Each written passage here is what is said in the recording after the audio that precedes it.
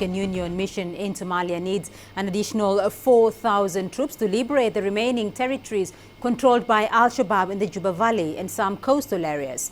The additional troops will bolster the 21,000 troops from the region that are currently on high alert to secure the ongoing Somali elections. Senior military commanders from AMISOM have been holding discussions in Mogadishu to review and assess the mission's effectiveness when it comes to anti-terrorism operations. The additional troops could be sourced from Ethiopia, Kenya, Uganda, Burundi, or from fresh volunteers. Well, let's get you more on that story now. CCTV's Abdulaziz Bello is joining us live from Mogadishu. Abdulaziz, is AMISOM's counter-terrorism strategy effective, and what additional support is actually required? Precisely, that's why the African Union mission in Somalia, AMISOM, the past 2 days convened a meeting of the force commander, the African Union head of mission here in Somalia, and also the commanders from the various sectors of AMISOM. Now, the African Union mission in Somalia, AMISOM stationed here in Somalia, has divided its areas of operation into what we call sectors. Now, the sector commanders were all here in the capital, Mogadishu, at the AU headquarters to discuss their counter-terrorism measures. Now, over the past couple of years, the African Union force has come under repetitive attacks from the Al-Shabaab. This is the militant group that is aligned with Al-Qaeda. Now, for instance, if we take a good example is the Ugandan forces. They are in charge of Sector 1. Sector 1 comprises the capital, Mogadishu, that is referred to as the Banadi region, and also the nearby area known as Lower Shabelle. Now, experts are saying that Lower Shabelle has become the epicenter of the conflict in southern Somalia.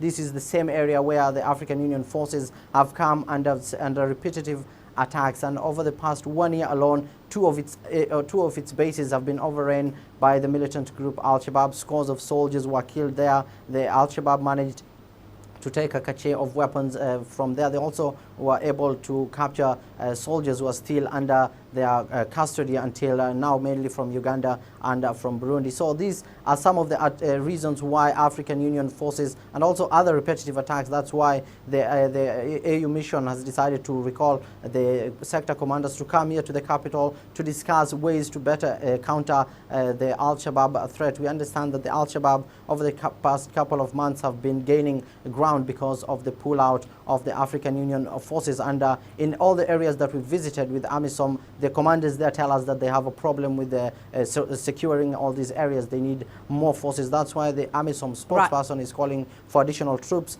to fill the void that was left behind by Ethiopian troops. Well, Abdulaziz, it's also election season there in Somalia. The entire Africa is watching that election at the moment. What can you tell us about that process?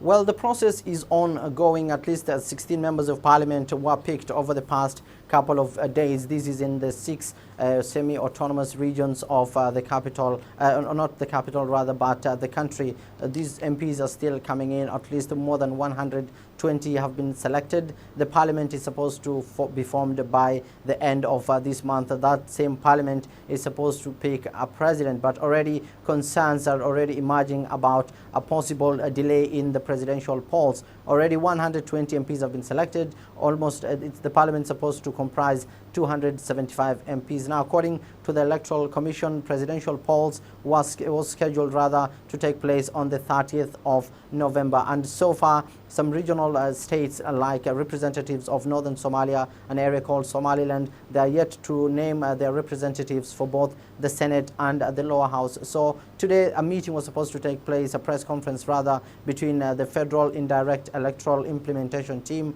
as well as the Election Dispute Commission and also the United Nations. That meeting didn't take place, but experts here are saying that there's a possibility that the much awaited presidential polls that was scheduled to take place here by November will not take place as planned. This has created further worry among the international community. Now, when we go back to the elections, already concerns have been raised. The Electoral Dispute Commission has said that it has received thousands of complaints. It's looking into all these complaints and the allegations of vote buying and also intimidation of the electoral officials has been raised. So all these are part of the challenges facing the Electoral Commission. But for now, the MP selection process is still ongoing in the regional states, Beatrice. Right, Abdulaziz Bello for us there in Mogadishu.